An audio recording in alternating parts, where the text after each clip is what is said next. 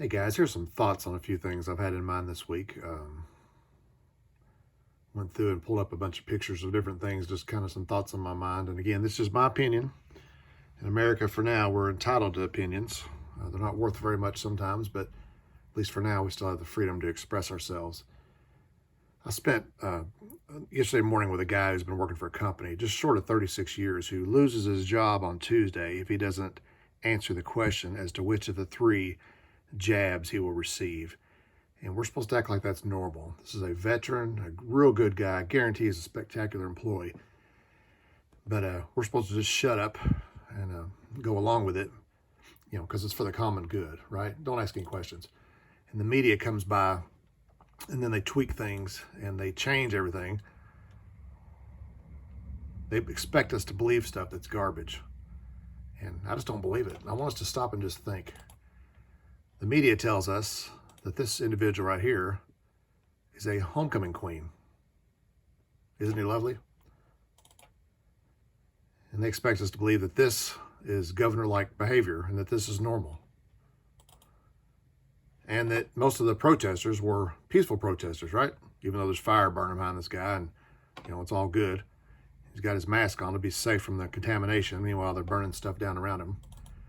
And that this individual right here, this admiral, is number one, a woman, and number two, an admiral. And that this individual here, this woman weightlifting champion, is a woman, right? Notice strategic non-woman parts, but we're not supposed to notice that, right? That this is supposed to be normal behavior for a Kentucky Bible Belt high school, homecoming event. And we're not supposed to, we're supposed to stand in the background and laugh about it. And somebody at some point, it's stunning. Somebody doesn't have the maturity to go, whoa, this may be taken out of context. Thanks for the support, but we don't go there. And that this is normal too. And, it's your tax dollars at work. It's okay. And that this individual is vice presidential material. And yes, that's not photoshopped. And that we can trust this individual because they changed the name of Facebook to Meta. He's so relatable, isn't he? I just ask the question, where's the warriors? Where's the people that, that stand up and fight for a good woman or fight for a good cause? We don't have to look like this, nor does it have to be physical violence. But throughout history, we've watched movies and things, and we've sided with the gladiator. We think we watch a movie like Gladiator, we think that we're not the person up there in the crowd wanting the blood, but we're that warrior that would stand up, right? We get motivated by Braveheart and The Patriot, these kind of movies. Even Josie Wells, the Outlaw, family man, not looking for a fight, but red legs come to him and he takes care of them and kills stacks of them. And Tombstone, and I know this seems like a violent theme, and that's not where I'm going with this. But with these guys, didn't put up with any crap, and they weren't looking for a fight, but they took care of it. Saving Private Ryan, Sniper Jackson over there, a Christian man in the movie. They're trying to save somebody's life and trying to get this guy out of harm's way. Here's Andrew Jackson back in the day. This is a story used to be taught in schools. The British came into his house and an officer threatened him. And he actually stood up and stuck his hand up, and he wore a scar across his face. He wore it with honor the rest of his life from that British officer's sword. It used to be back in the day, women were strong too. You killed a man, guess what? You still have to deal with her. There ain't nothing worse than a woman with an axe, as this Indian is fully aware. Or the story of Molly Pitcher. Her husband dies during battle, or I think he's wounded, and she takes over, starts running the water down the cannon and trying to cool him off. And back in the days, the Conestoga wagons and things headed across the plains. People fought together, little kids doing what he can do to protect his papaw. These guys are shooting. The woman's back there loading the rifles. They've got the wagons circled, taking care of things. This image right here is exactly where we are in U.S. history.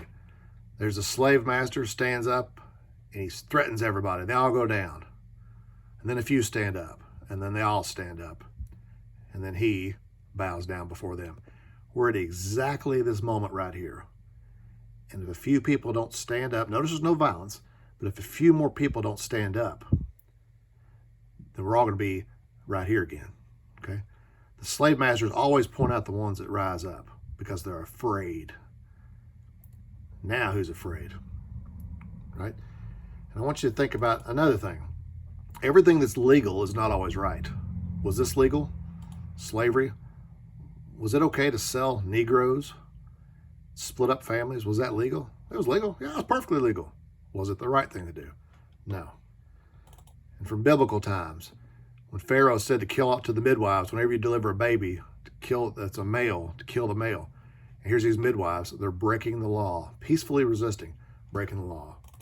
And here's Moses' mother. We wouldn't have the story of Moses if it wasn't for his mother and sister breaking the law, putting Jesus in a bassinet, or Moses rather, in a bassinet. Later on, the story of Shadrach, Meshach, and Abednego. The law said everybody bow down before the statue. When the trumpet sounded, everybody bow down. And everybody bowed down. It's kind of hard to see in this image, but there's this guy looking back like, what are you doing? Just bow down. Just put on your mask. It's okay. We don't believe it either. Just do it. Just do it to get along so we can get back to normal. And they paid the price. And what did they tell the king? Our God can deliver us, but even if he doesn't, we die in the fire, so be it. We're not going to bow down before you. Is this guy a racist for not kneeling down here with Black Lives Matter? This guy now is out of a job, the way I understand it, the NBA, I'm not sure his name is Isaacs, maybe. He's out because he's refusing to take a jab. This lady here wants to have kids, discussed it with her husband and her physician, and ESPN fired her because she does not want to have stuff jabbed into her body. But you're supposed to trust the women, right? Equal rights, women are just as good as any man. Well, she made a science-based decision between her and her doctor, but it doesn't matter. Here's Deanne Stevens from Channel 27 News. She's no longer employed. She's been there forever. And she's no longer employed because she wasn't willing to get that. When Hitler came to power in 1933, not everybody was excited at first, but later on it became great because we can make Germany great again. We can build things up. And people were all excited. And he started programs, logic programs, where one mental invalid cost the same as a family of good Germans. Wow, isn't that terrible? They started categorizing people as useless eaters. They put homosexuals over here in different things. The first thing they did was the Nuremberg laws that said that homosexuals couldn't be around in Nuremberg laws. Actually said that Jews couldn't swim in swimming pools with Aryans. And then they went on a tear of breaking up things, of segregating business. This Juden owned. You don't want to do the same, do you? No. Most people didn't agree with it, but what they do? Well, we're just going to go along. We got to go along. Our church is going along with it. What do we do? I don't know. This is I'm assuming that's a Catholic priest. I can't tell what this guy is here. But how does a largely Christian country, tons of Lutherans and Presbyterians and stuff, how do they fall for this? Well, they fall for it by compromising just a little bit. And later on, that compromise consisted of rounding up people, putting them in buses. Now, these are just the useless eaters, so it doesn't matter. We're just going to kill the ones with Down syndrome. We're going to kill the least of these. We're going to kill the invalids, the mental invalids. Because all they do is they use up food. They don't contribute to anything. It's for the greater good. And then later on, they rounded up Jews. This turd right here, he was later killed for his crimes. Because one day there's justice for all this stuff, whether it's in this life or the next life. That terrified little boy there, nobody knows who he is. I guarantee he's real dead. And that guy thinks he's in charge because he's got the gun. And he does, for a season. Later on, after Europe was liberated, General Patton and several of them came together. Here's General Eisenhower, and he was not pleased about it. And he learned things. He toured the camp. Here's Omar Bradley in the middle. I don't know the guy over here. Looks like a two-star general. Here's General Patton. And he said, these people are going to know about this stuff. And they toured around, and they looked at more things. There's the crematoriums, and they were not very excited about this. So what did they do? They rounded up the local people, the citizens that lived right next to the camps, that knew things were going on, but didn't have the courage to do anything because, well, we're all in this together. We just need to kind of go along and get along. And then later they rounded them up, and those people had to bury the bodies. And then the ones that did the crimes were executed for the most part. He killed himself. He got life in prison, hanged, a whole bunch of them killed. Because eventually there is justice. So where are we now? This is where we are in Kentucky, where they keep pushing this on us at all times. And I have no comment. But we act like this is dangerous. Therefore, we have to wrap up our kids. But this is no big deal. And we're supposed to ignore that. We're supposed to not pay attention. Gavin Newsom makes rules for everybody else, but he doesn't have to wear a mask. And then yet others keep on pushing masks. And this same individual right here, claims to be a deacon at his church, sends armed state troopers to churches to break up church services. And you know why these guys did this? I know some of them. I know one of them anyway. They did that because they were just following orders. These nurses, their body, their choice, right? They were the heroes last year, right? And now what? Now they're losing their jobs like crazy. So last year's heroes, this year's unemployed. But yet we keep on pushing this and pushing this and pushing this. Because this guy makes $20-some thousand a month, and he says, well, what he says goes, because he's God. He knows. This is Bonhoeffer from Germany. He was eventually hanged, but he knew if he went back to Germany to preach the gospel, he would probably be killed, and he was right. But it was the right thing to do, because he said to not speak is to speak, to not act is to act. There's a couple more examples. This is a fairly recent example. I think this was 2014, and it's not what it seems like here if you look at it closely. There's a Muslim with a club, and here's Jews, and they're scared to death. I don't know what the deal was, but a bunch of Muslims came and beat up these Jews back here. And this Muslim is not on their side, okay? But what's he saying? I'm a man, and this is enough. And he takes a club, and he lets them all know, hey, this bullcrap is going to stop right here. There's the anti-bullcrap device right there. It's got blood on it, too. And they called for Israeli police. Here's all these bloody Jews. And he's like, no, enough. This is not right. This guy here during Germany, he's now dead too. He's got sent to a concentration camp. All these people are saluted. Do you think they're all excited about this? No, but they're just salute. And he wasn't saluting, and he paid the price for it. But he died with his dignity, and he's remembered. And who are these people? Who are these people? This is a guy, I can't remember his name. It's King Solomon from Lexington back in the day. He was the town drunk and kind of the bum, and he became a hero during the cholera plague, because he went around and buried the dead. And if you go into Lexington Cemetery, he's got a tombstone of honor. Here's the marker for the National Guard. This is actually for Isaac Davis. And he was killed at the Battle of Concord. He knew he may die. And as he walked out the door, he said, take care of my children, to his wife. But he knew it was the right thing to do. Here's Philip Owens, my great uncle from Russell County. He died. He knew he was going to die. He kept writing my Uncle Max saying he knew he was going to die, and he did. Here's Desmond Doss, Seventh-day Adventist, who never killed anybody, but still served his country greatly by being a combat medic, and here he's receiving the Medal of Honor from President Truman.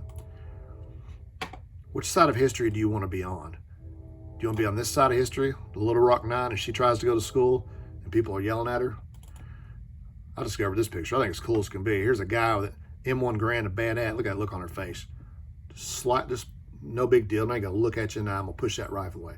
She's defying tyranny. Was she right? This guy came in church, shot 2 deacons back here, and this gentleman right here sent him on to hell with a .45 caliber pistol. It's an excellent shot, by the way. He stood up to tyranny. Standing up to tyranny does not always involve violence, and hopefully it doesn't. Sometimes you just have to be brave. I believe this is a Port Authority cop here on 9/11, pulling people out. Medical people look at this and said his body is in some type of exertion where he would have died no matter what. Look at his eyes. But he ran into the danger and put himself aside to take care of others, along with this firefighter. Who's this guy? Maybe they've identified him. Everybody's going away from the danger, and he's going toward the danger. So, what are you going to do, and how's history going to look at you when this is going on? Are you going to speak up? You know something's wrong on the inside. You know in your heart that something's wrong. Are you going to resist, or are you just going to go along and hope that everything gets back to normal? What's it going to be? Are you going to keep listening to this guy? Makes $24,000, I think it is, dollars a month. Killing dogs. He's caring, though. He's very generous. He's so nice. Or are you going to serve as best you can? Or are you going to be like Bud Gritton from church, who taught Sunday school class with a nasal cannula because he wanted to serve as long as he could while he could? Because one day, they're going to carry you out of a church or carry you out of a funeral home or throw your carcass in a grave or whatever. And then it's over. So if you're a believer, you need to serve the Lord while you can. And if you're not a believer, you need to repent and get right with God, because we're all going to be dead soon, whether it's COVID, avalanche, piranha attack, or whatever. So just some things to think about. History will judge us years from now and wonder what we did and why we let things go like they did. And I hope that you can live in a way that lets you be with a clear conscience. I'm sorry this went long. There's a lot on my mind. Have a good day.